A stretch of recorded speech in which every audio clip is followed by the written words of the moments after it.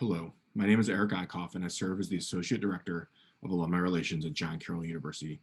Thank you for joining us. Today, you will learn about one area of research that is being conducted by John Carroll University's outstanding faculty. We hope you enjoy the program.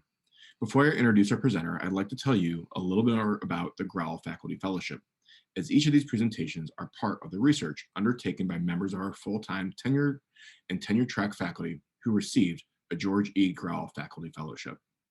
The fellowship is named after a former member of our Department of English who served the university in a variety of capacities from 1933 to 1967. A Grauel is John Carroll's version of a sabbatical. Faculty submit applications for a Grauel in the fall, and if successful, take their leave during the following academic year. Awardees receive compensation for a full semester, or, should they prefer, half compensation for a full academic year. Grauel fellowships contribute significantly to the professional development of our faculty and attract outstanding teacher scholars to John Carroll. It is now my honor to introduce our featured faculty member, Greg DiLisi, PhD, Associate Professor in the Department of Education and School Psychology at John Carroll University. Greg DiLisi earned his Bachelor of Science degree with distinction from Cornell University in Applied and Engineering Physics. He then earned his Master's of Science and Doctor of Philosophy degrees in Condensed Matter Physics from Case Western University. Since then, he has taught a wide range of physics courses at the high school, undergraduate, and graduate levels. As a faculty member at John Carroll University, he developed over 16 courses on topics including computational physics, experimental physics, instructional technology, interdisciplinary science, physics for engineers, problem solving, science and society, and science methods. As an experimental physicist, he specialized in liquid crystals and complex fluids with publications appearing in peer-reviewed journals such as Journal de Physique 2, Liquid Crystals, Microgravity and Technology, and Physical Review A.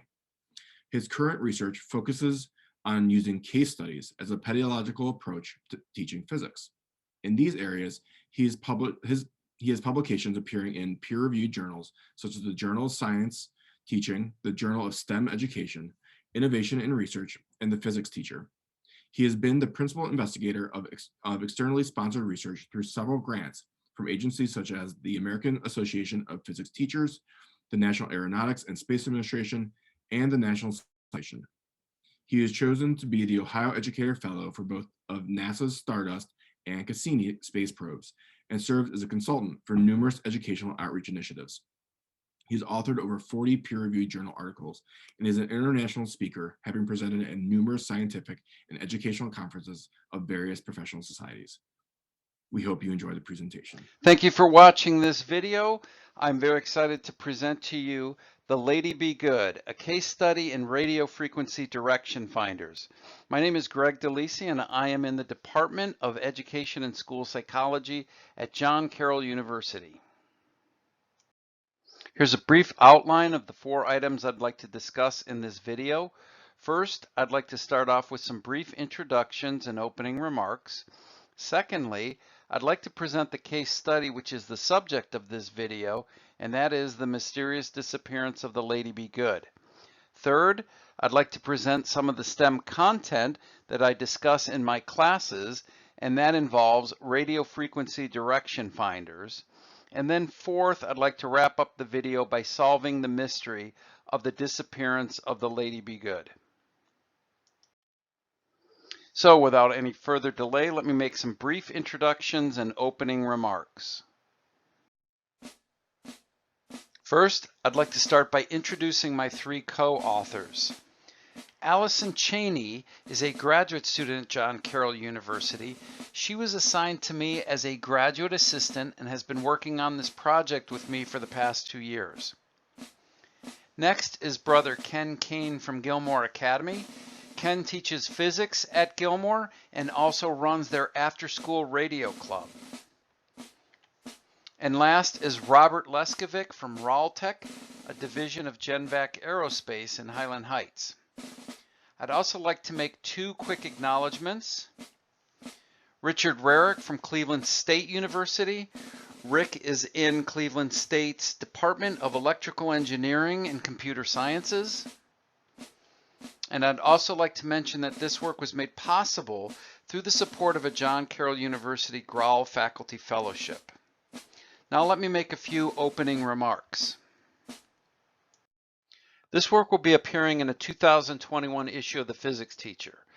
The Physics Teacher is a peer-reviewed journal published by the American Association of Physics Teachers.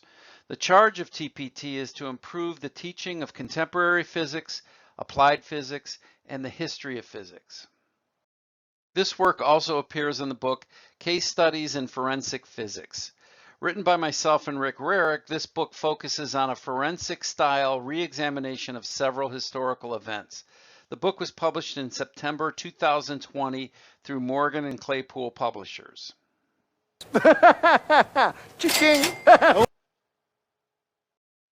I'd like to wrap up the opening remarks by pointing out 4 unique features of this project. First, this is an interdisciplinary project. We're combining history, physics, and STEM education. Second, this is a multi-institutional project. We have people collaborating from John Carroll University, Gilmour Academy, and Ralltech. Third, this is a multi-level project. By that I mean we have faculty co-authoring a publication with a graduate student, then this material is brought to undergraduate students directly into their classes, so multiple levels of learners are benefiting from this project. And then fourth, this project gets JCU students directly involved in research. Like I mentioned before, we are co-authoring a paper with a graduate assistant and then bringing this material directly into undergraduate classes. That takes care of item 1 of our outline, our introductions and opening remarks. Let's move on to the fun stuff. Item 2 is the case study, which is the subject of this video. Let's talk about the mysterious disappearance of the Lady Be Good. The setting is World War II, North Africa. Mission 109 was launched April 4th, 1943. The mission called for 25 B-24 Consolidated Liberator bombers to conduct a 2-wave high-altitude bombing of the harbors of Naples, Italy. Let's look at what was supposed to happen with the first wave, called Section A of this mission. Section A was supposed to unfold as follows. 12 of the B-24 Liberators were supposed to launch from Sullach American Air Force Base in Libya. So let's put 12 of these bombers on the ground. And they were supposed to launch and head out to Naples, Italy. So the departure leg of the journey was pretty well mapped out. Once they unloaded their bombs at Naples, they were to turn around and then fly back to Sullach. But by that point, it might be dark, might be hard to find the Air Force Base on the return leg. So what were these 12 bombers supposed to do? They were supposed to look for a radio signal originating from Benina Tower in Benghazi, and that would direct them home. So the return leg of the journey didn't pose too many problems except for locating this radio beacon to guide them back home. This was Section A of the mission. Now let's look at Section B of Mission 109. So we said that the mission called for 25 of these B-24 Consolidated Liberators to conduct this high-altitude bombing. So here we see Section A consisting of 12 bombers. It takes off. Once that's done, ground crews were supposed to get 13 additional bombers ready. So let's put 13 new bombers onto the deck at Sullach Air Force Base. Here we see Section B consisting of 13 bombers, and this section was supposed to do the exact same thing that Section A was supposed to do, and that was fly directly out to Naples, bomb the harbors of Naples, turn around, and on the return leg, look for this radio signal emanating from Benina Tower and Benghazi. That would then direct the planes directly back to Sullach American Air Force Base. One of the planes assigned to Section B of Mission 109 was the Lady Be Good. And here we see a rare photograph of the Lady Be Good when it was operational. The photograph has not been colorized. It was a new bomber. It had just arrived at the Air Force Base on March 25th, 1943. It had never flown in combat, and it was named not by the crew that was flying it that day, but by the crew that had delivered it to the Air Force Base. The name Lady Be Good was painted on the starboard nose of the plane. Flying the Lady Be Good that day was this 9-man crew led by First Lieutenant William J. Hatton, pilot, 25 years old. Hatton was the only member of the crew with any combat experience, but that was only on an aborted bombing run 2 days before.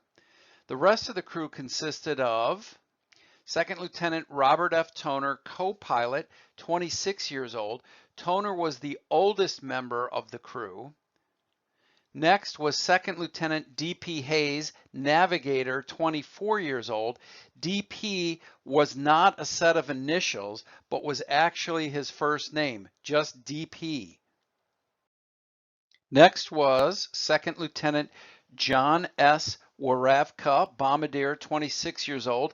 Incidentally, he was from Cleveland, Ohio. Then we have Technical Sergeant Harold S. Ripslinger. He was the flight engineer and gunner, 23 years old. Rounding out the crew is Staff Sergeant Robert E. Lamott, radio operator and gunner, 24 years old. Staff Sergeant Guy E. Shelley Jr., assistant engineer and waist gunner, 26 years old. Staff Sergeant Vernon L. Moore, assistant radio operator, waist gunner, 22 years old. And last, Staff Sergeant Samuel E. Adams, tail gunner, 23 years old. So we know how Mission 109 was designed. Let's see how it actually played out. Here we see Section B, the 13 B-24 Consolidated Liberators, ready to take off from Sullach American Air Force Base. Now look where the red arrow is pointing. And what happens is a sandstorm hits the Air Force Base when Section B is preparing to take off. This sandstorm causes all kinds of dust, sand, and particulate matter to get into the engines of the planes as they're taking off. To complicate matters, after they take off, a strong westerly wind strikes the formation and pushes them much further east than intended. So rather than flying this nice, straight, direct route to Naples, the formation is pushed severely to the east and forced to follow this jagged path to its bombing target. So here's some video footage, not of the Lady Be Good, but just of some B-24 Consolidated Liberators taking off from airfields in North Africa. I'm showing you these clips to give you a sense of the conditions. These are ideal conditions that these bombers faced under takeoff. Imagine how much more dust, sand, and particulate matter there would be when there was a sandstorm.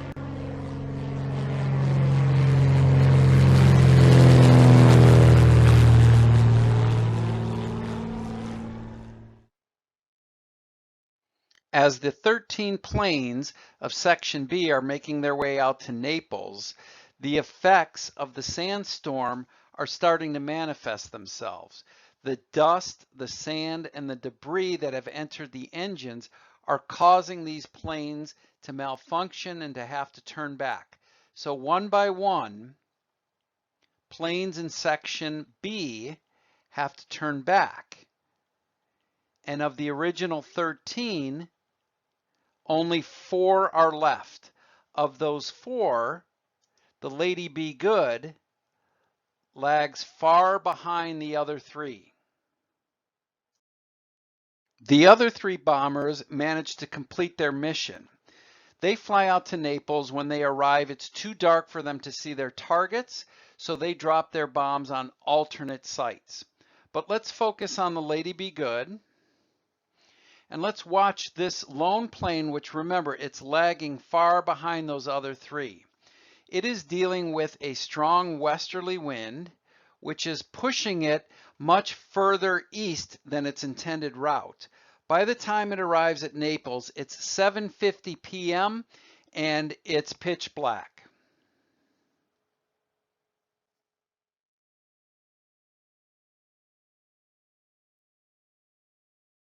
When the plane finally arrives at Naples, it's too dark for the crew to see its targets.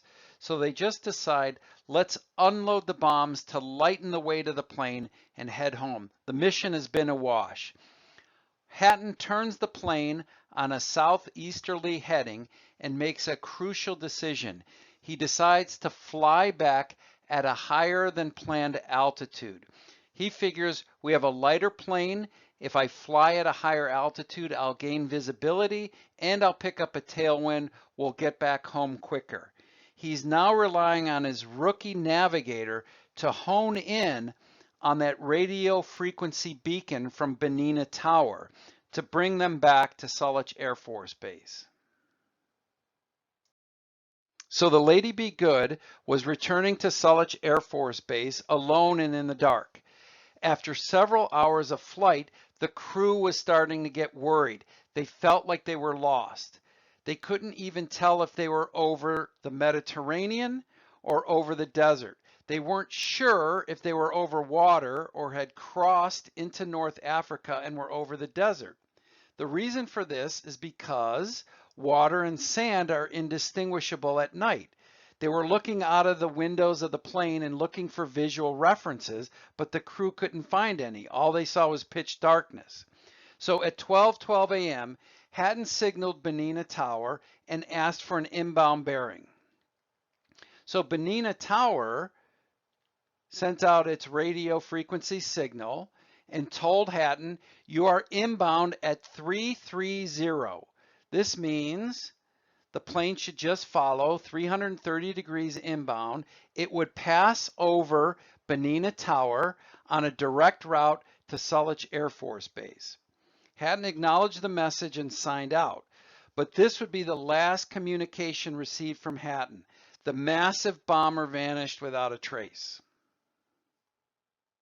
Let me move on to item 3 in the outline of this talk, and that is the STEM content of this video presentation, which is radio frequency direction finders. And more importantly, let me address how I was able to incorporate this STEM content into my undergraduate classes at John Carroll University. Radio frequency direction finders utilize the theory of operation called time difference of arrival. Time difference of arrival works as follows. Imagine I have a radio frequency broadcasting source. So in this project, the broadcasting source that I used is the Chesterland Weather Station, which is broadcasting at a frequency of 162.550 megahertz. Over here on the right, I just have a standard radio frequency receiver. Now, what is that receiver going to detect? It's just going to detect the signal coming from the weather station, but it's not going to tell you anything about the direction from which that signal is coming. So let's listen for 30 seconds as the receiver picks up the signal from the Chesterland Weather Station. Notice when you hear the signal, it has a little bit of static, but it's a very clear broadcast. The current time is 10:58 p.m. Eastern Daylight Time. This is NOAA Weather Radio KHB 59 originating from the National Weather Service Forecast Office in Cleveland. We supply the latest available information for Northeast Ohio over station KHB 59 from Chesterland on a frequency of 162.550 megahertz. On the latest weather map, a cold front will move across the region this evening. So what did that tell you, besides the fact that another cold front is moving through Cleveland? It gave you the information being broadcast by the weather station, but like I said before, it's not telling you anything about the direction from which that signal is coming. Now let's say we take the antenna that is hooked up to this receiver and we remove it. In place of the antenna, I'm going to put a chip, and in this project, we use the CD4047B chip. This chip can alternately connect two different antennae to the receiver. It could connect one over here to the left, and then very quickly switch over to one on the right, then quickly switch back over to the left, and then switch back over to the right. And it can do this at a very high rate. And you see what's happening is the signal coming into the receiver is coming from two different antennae, but the signal that are hitting the antenna is hitting at different times. That's what the time difference of arrival means. It hits this antenna just slightly before it hits this antenna. Okay, so switching between the two antennas at an audio frequency allows the user to hear any phase errors in the incoming signal. So for example, switching between the antennas at 500 times per second, the phase difference will be detected by the FM receiver as a 500 hertz tone, which is approximately a B4 tone. So let's listen now to the receiver, the signal that it's receiving when it's hooked up to these two antennae that are switching back and forth. And listen, you should very clearly hear an audio tone playing over the broadcast. It's a very sharp tone that you should hear. Southwest winds around 5 miles per hour. Saturday, areas of frost in the morning. Mostly sunny. Highs in the mid-50s. Southwest winds around 5 miles per hour. Saturday night, mostly cloudy. Low. And this is where Robert Leskovic from Tech and brother Ken Kane from Gilmore Academy lent their expertise.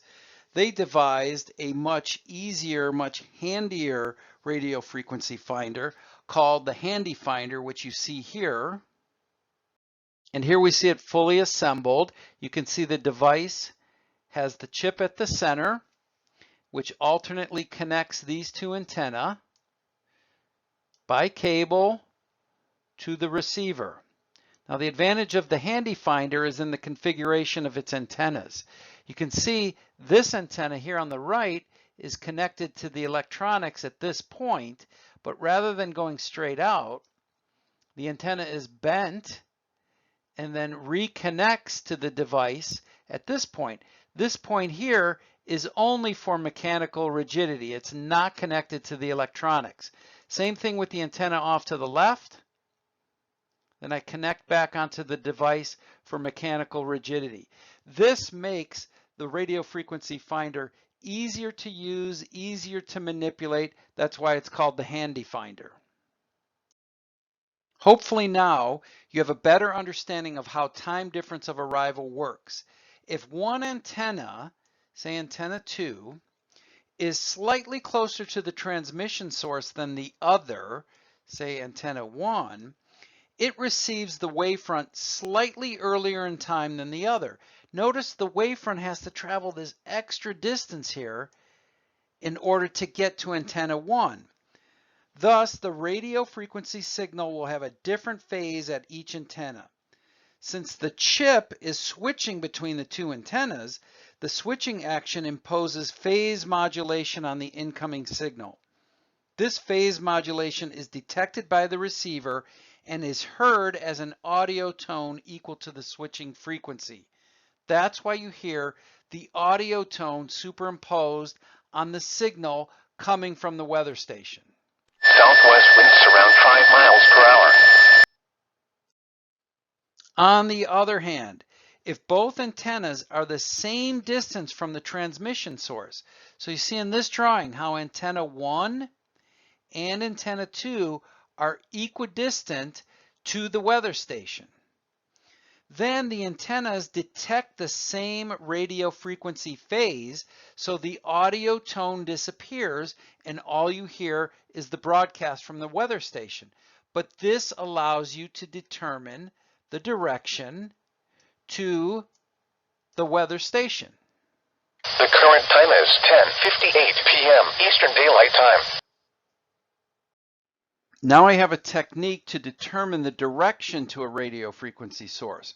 All I have to do is take my handy finder and slowly rotate it until I hear that audio tone disappear.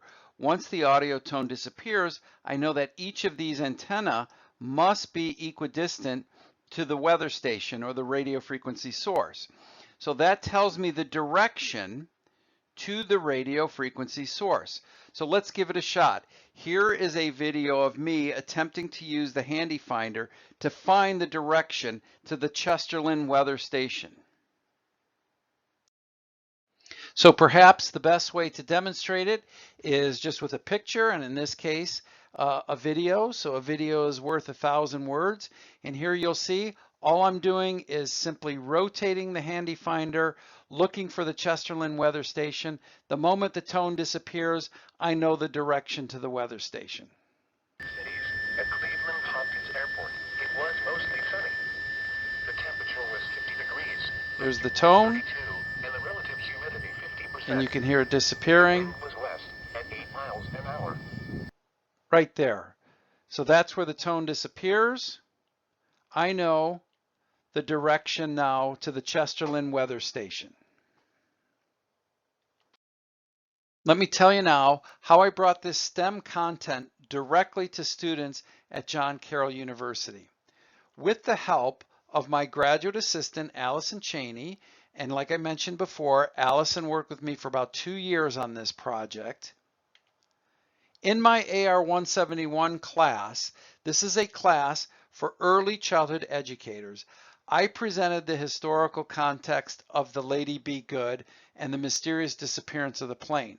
Then we discussed the STEM content of radio frequency finders, and with these cohorts of students that you're seeing over the course of a couple of years, I had these undergraduate students trial test the activities that we designed for this project. So undergraduate students were sent to specific locations on campus, and then using the handy finder, they were asked to do their best to find the direction to the Chesterland weather station. Now, what they were supposed to do is go to these specific locations, slowly rotate the handy finder, and hopefully hear that audio tone disappear, which would indicate to them that the two antennas of the handy finder were equidistant to the Chesterland weather station. That would then give them an orientation to the weather station. I asked them to record the direction to the weather station as best they could from each of these specific points they visited on campus. Here are the results of our trial test. Like I said, over the course of a couple of years, I asked for volunteers in my AR-171 class. I sent them to specific locations on campus and asked them to determine the bearing to the Chesterland weather station. What we saw is this.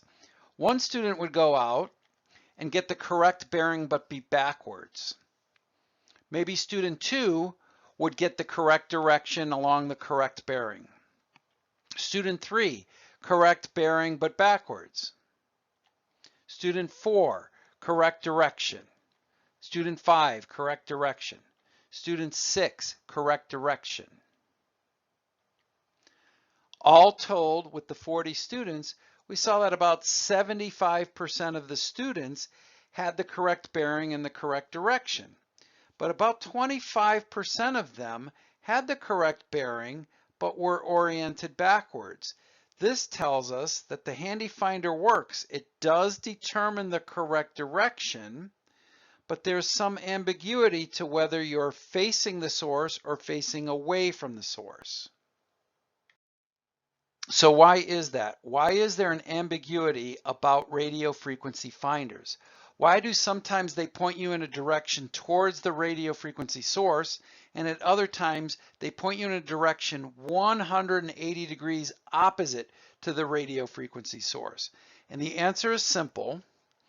It's because when you hold up your radio frequency finder and hear that audio tone disappear, all you've done is orient it so that the two antennae are equidistant from the radio frequency source. But that could indicate that you are facing the radio frequency source or facing away from the radio frequency source. You don't know if the radio frequency finder is pointing, say, in direction 1 towards the radio frequency source, or in direction 2, say, pointing away from the radio frequency source. So radio frequency finders have what's called a 180-degree ambiguity about them. You never know when you use a radio frequency finder if you are facing the source or facing away from the source. This explains the results that we saw with students from AR 171. So to make the explanation a little clearer, let me remove the background map. Then let me remove the two cones indicating the directions that students determined. And now finally, let me remove the bright green bearing line. And now we can more clearly explain the results that we saw. 75% of the students not only had the correct bearing, but the correct direction. They walked out of class and oriented themselves like this. They saw the signal from the Chesterland weather station and oriented their handy finders in such a way that they were facing the signal. However, for whatever reason, 25% of the students turned on an axis, looked in different directions, and oriented themselves this way so that they were facing away from the Chesterland weather station. These students had fallen victim to the 180-degree ambiguity of radio frequency finders. So now we're ready to wrap up the video by moving to item 4 in our outline. Mystery solved. We now present what happened to the Lady Be Good. The mystery of the Lady Be Good was finally solved November 9th, 1958, almost 16 years after it disappeared. Workers for British Petroleum who were conducting an oil survey discovered the Lady Be Good in remarkably preserved condition 440 miles into the Libyan desert. Here we see some of the first aerial photographs taken of the wreckage of the Lady Be Good.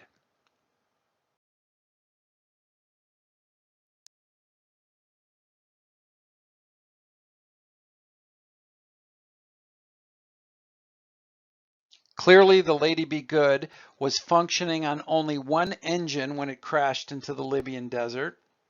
Researchers also found 16 years after it crashed that there was still drinkable water and drinkable coffee on board, as well as a functioning radio. But the mystery was there appeared to be no casualties or fatalities. No corpses were found. No evidence of survivors were found. It just appeared that there was a perfectly preserved B-24 Consolidated Liberator bomber in the middle of the Libyan desert. So what happened? What caused this plane to disappear for 16 years and reappear 440 miles from Sullach Air Force Base? To answer that question, we have to take a closer look at the region.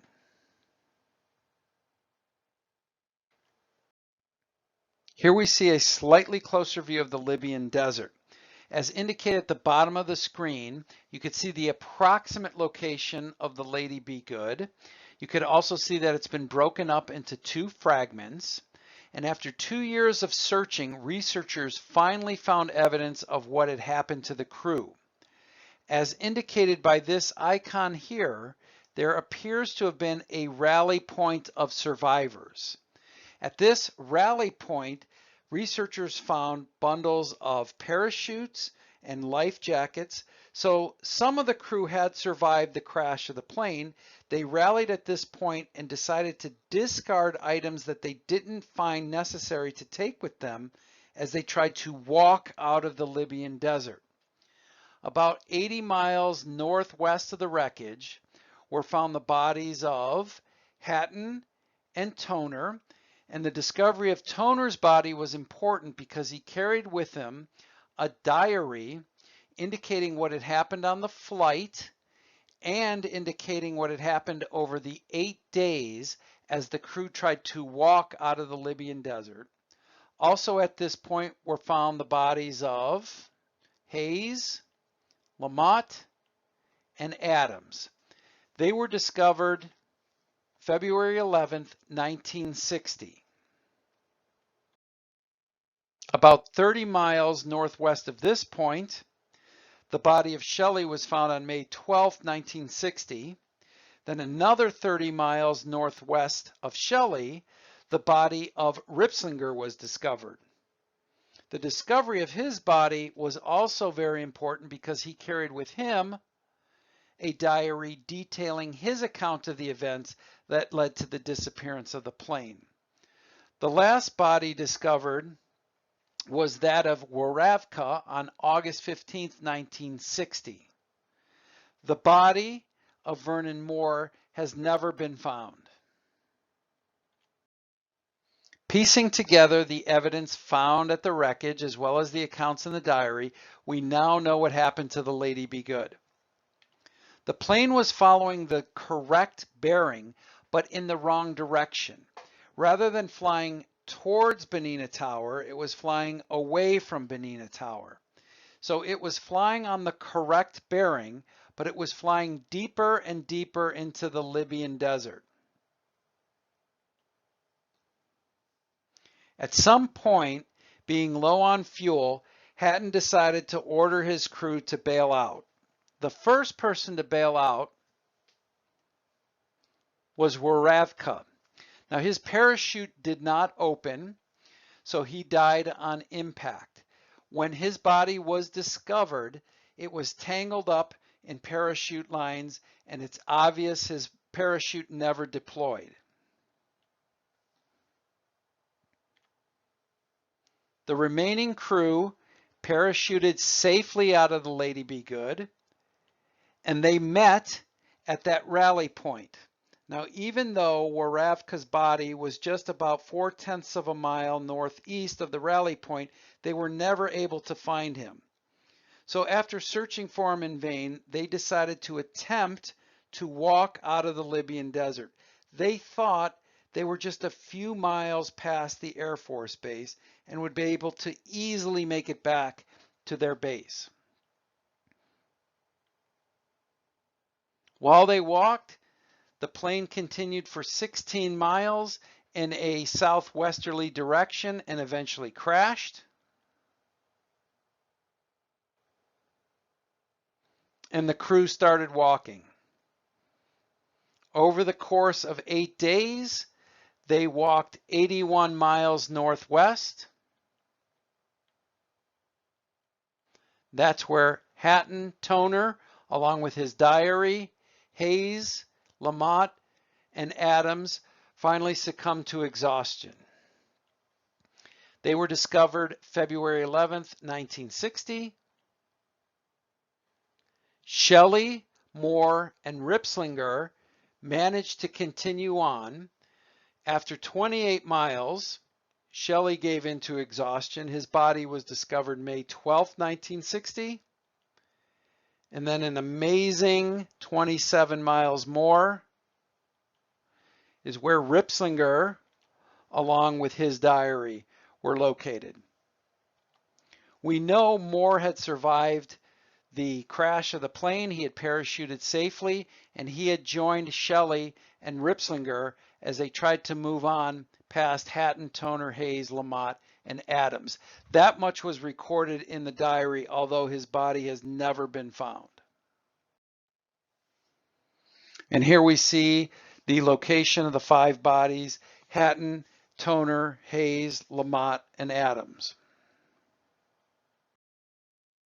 So what had happened was, on the return leg of their journey, the crew felt lost. They had no visual references to look at outside their plane. So they relied on the radio frequency signal from Benina Tower. We know at 12:12 a.m., Hatton asked for an inbound emergency bearing. Benina Tower complied and told them he's on an inbound bearing of 330 degrees. And we know what must have been going on in the plane. They were listening for that audio tone to disappear. Once that audio tone disappeared, they knew they were on the correct bearing. Showers late. Waves 3 to 6 feet. Friday, northwest winds 15 to 20 knots becoming west 10 to 15 knots. Waves 2 to 4 feet. So they were pretty happy, thinking that they were on the correct bearing, inbound at 330 degrees, and sooner or later they were going to come across Benina Tower, which would lead them directly into Sullich Air Force Base. Unfortunately, what had happened in reality was that at 12:12 a.m., when Hatton asked for the inbound bearing from Benina Tower, the plane had already flown past Benina Tower. So it was honing in on a radio frequency signal, not towards the tower, but away from the tower.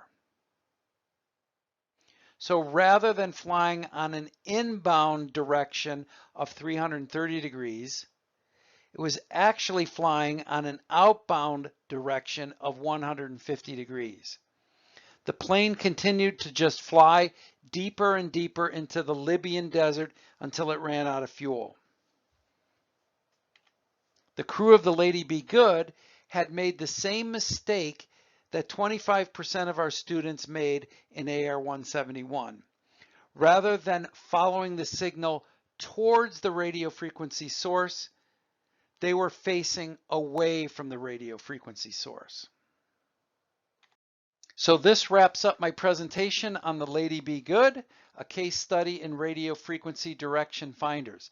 Again, this work was supported by a John Carroll University Grauel Faculty Fellowship, and hopefully through this video, you've seen how I can incorporate graduate students into my research, as well as to bring my research directly into the classrooms of undergraduate students at John Carroll University. Thanks for watching.